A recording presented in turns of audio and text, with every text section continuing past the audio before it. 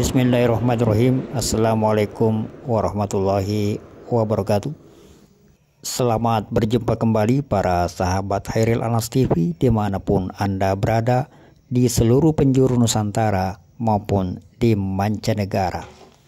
Alhamdulillah, buku terbitan Majelis Ulama Indonesia telah kita terima. Di dalam buku ini berisi panduan atau pembinaan LDII menuju paradigma baru berdasarkan Wasatiyatul Islam. Kami mengucapkan jazakallahu khair kepada yang mengirimkan buku ini ke redaksi Khairil Anas TV. Mudah-mudahan memberi manfaat untuk kita semua. Di dalam buku ini terdapat 12 pokok-pokok penyimpangan yang ada di dalam Lembaga Dakwah Islam Indonesia.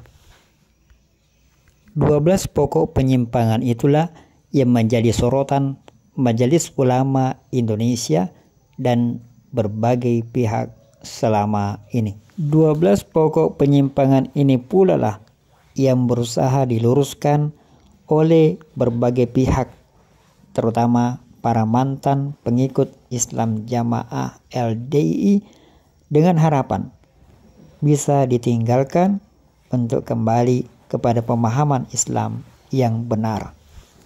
Namun sayang sekali, keamiran LDII menolak untuk diluruskan. Mereka masih dalam keyakinannya bahwa mereka lah yang paling benar. Ajaran mereka lah yang paling sesuai dengan Al-Quran dan Al-Hadis. Bagaimana mungkin dikatakan paling sesuai kalau terbukti menyimpang? Semua ulama, semua ahli ilmu menyatakan bahwa 12 pokok penyimpangan itu meleset dari syariat, menyalahi ajaran Islam yang sebenarnya. Baik, saya akan bacakan yang mana 12 pokok ajaran yang menyimpang itu. Di sini tertulis bahwa buku ini sangat penting untuk pembinaan LDII menuju pemahaman Islam yang benar. Buku ini memuat 12 tema utama yang selama ini menjadi doktrin LDII, yaitu 1. Berjamaah, 2. Beramir, 3. Berbaiat, 4. Bertoat, 5. Fatona betona budi luhur, 6. Isrun, IR, infak, rutin. Yang ke-7, 5 bab ngaji ngamal membela sambun jamaah toat. Yang ke-8, bid'ah, khurafat, syirik, tahayul. Yang ke-9, Quran hadis jamaah. Yang ke-10, mangkul musnad mutasil, 11 takfiri, dan 12 surat taubat dan kafarah taubat. Inilah 12 tema pokok bahasan yang terkandung di dalam buku ini. Saya akan membacakan pendahuluannya karena tentu saja banyak di antara para sahabat Khairil Anas TV yang belum mendapatkan buku ini. Utamanya kepada para warga LDII dapat dipastikan bahwa mereka tentu dihalang-halangi untuk mendapatkan buku ini.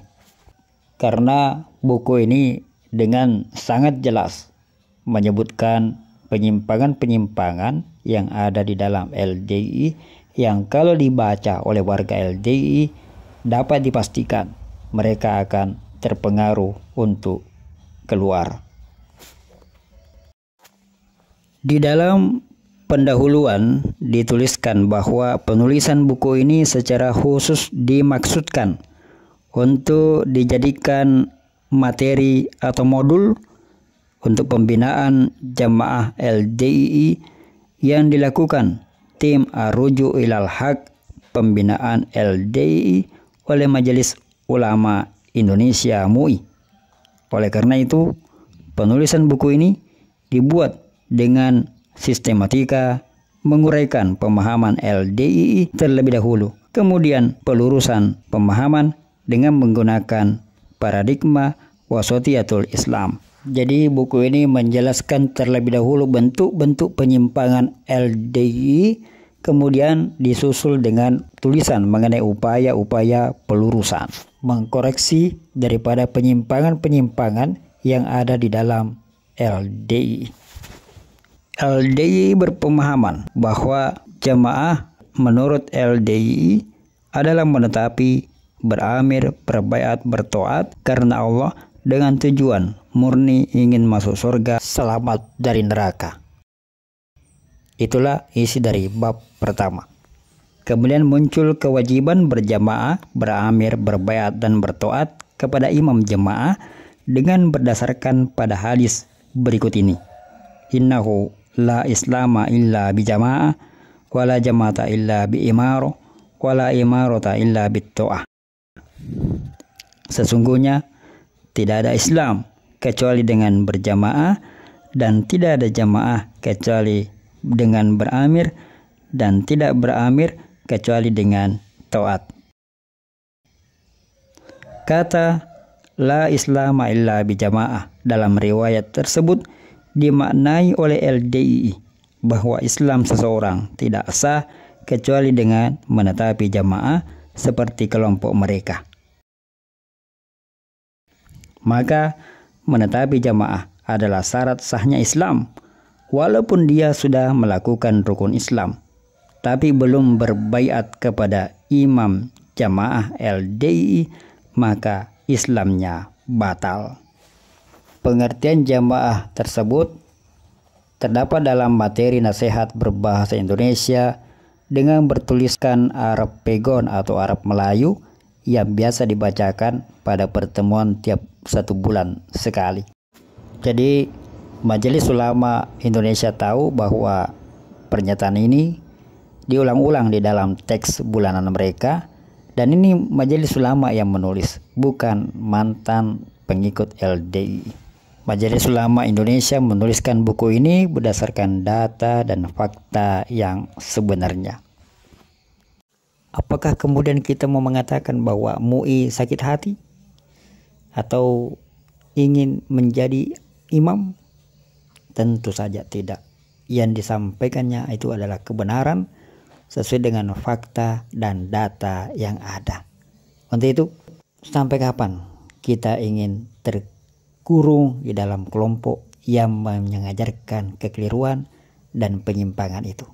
Sadarlah, wahai sahabatku semua, saudara-saudaraku yang masih terjebak di sana. Ini semata-mata kami lakukan demi kebaikan sahabat semua, sebagai wujud kasih sayang kami kepada sesama saudara Islam, bukan karena sakit hati, bukan karena ada rasa kecewa dan lain-lain sebagainya yang bersifat duniawi semata. Ini adalah bentuk perhatian agar kita bisa selamat bersama-sama di dunia sampai di akhirat kelak. Jazakumullahu khair. Barakallahu fikum. Assalamualaikum warahmatullahi wabarakatuh. Sekian celotehan.